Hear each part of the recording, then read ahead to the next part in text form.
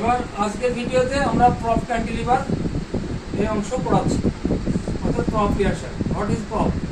Prop হচ্ছে, মনে করো এখানে ক্যান্টিলিভার বিম এবি, এখানে ইউডিএল আছে। তো ইউডিএল থাকার ফলে এই বিম তার এইভাবে বেঁকে যাবে। এটা তোমরা এর আগেও জানো, অনেক ভিডিওতে পড়েছো, দেখানো হয়েছে, আমিও দেখিয়েছি। অর্থাৎ বিমটা এইভাবে বেঁকে যাবে। তাহলে এইভাবে বেঁকে যাবে মানে এটা ফ্রি এন্ডে ম্যাক্সিমাম ডিফ্লেকশন হবে ওয়াই ম্যাক্স।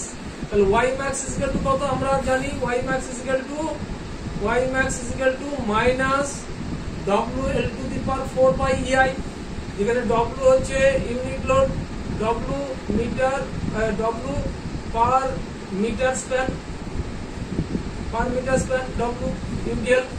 তাহলে W into L to the power 4 by 8EI হচ্ছে Y ম্যাক্স, অর্থাৎ এখান থেকে এইটুকু ম্যাক্সিমাম ডিফ্লেকশন হলো। আর ম্যাক্সিমাম স্লোপ কত হবে?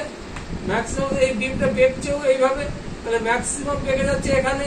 এখান থেকে ট্যানজেন্ট টানলে বিমের সঙ্গে যে অ্যাঙ্গেল করে অথবা এই হরাইজন্টালের সঙ্গে যে অ্যাঙ্গেল করে সেটা থিটা, তার করসপন্ডিং যে স্লোপ অর্থাৎ ট্যান থিটা, এটা হচ্ছে I ম্যাক্স।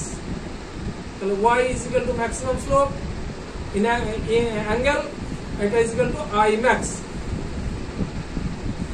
এবার I ম্যাক্স এর ভ্যালু আমি এখানে লিখে দিয়েছি WL3/6EI।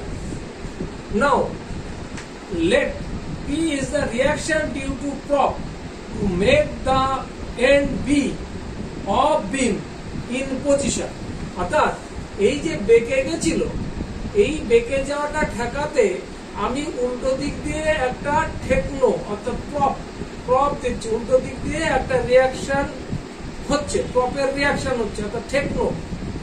সেই প্রপের রিয়াকশন মনে করো P ফোর্স দিচ্ছে উল্টো দিক দিয়ে, যাতে এই বি বিন্দু নেমে এখানে চলে এসেছিল বি ড্যাশে, আবার এই বি ড্যাশ বিন্দু পুনরায় বি বিন্দুতে ফিরে যাবে। তাহলে আগে ডিফ্লেকশন হয়েছিল ডিউ টু ইউডিএল, এখন ডিফ্লেকশন হবে উল্টো দিকে ডিউ টু প্রপ পি। তাহলে সেই প্রপ পি অর্থাৎ পি ফোর্স অ্যাপ্লাই করলে ক্যান্টিলিভারে কত ডিফ্লেকশন হয় সেটা বার করে নিতে হবে। সেটা কত? সেটা হচ্ছে PL3/3EI।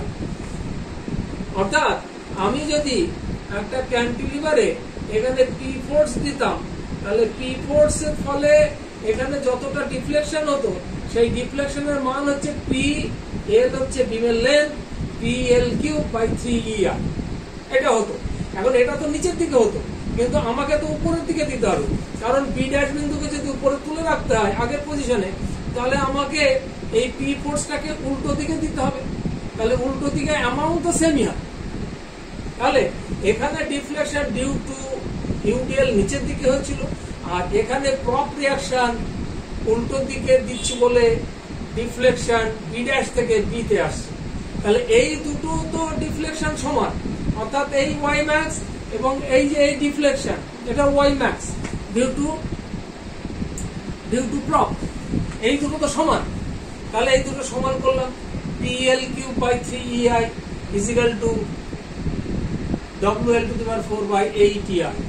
এই দুটো সমান করে এবার সলভ করলে P এর ভ্যালু পাওয়া যাবে 3/8 into small w into L।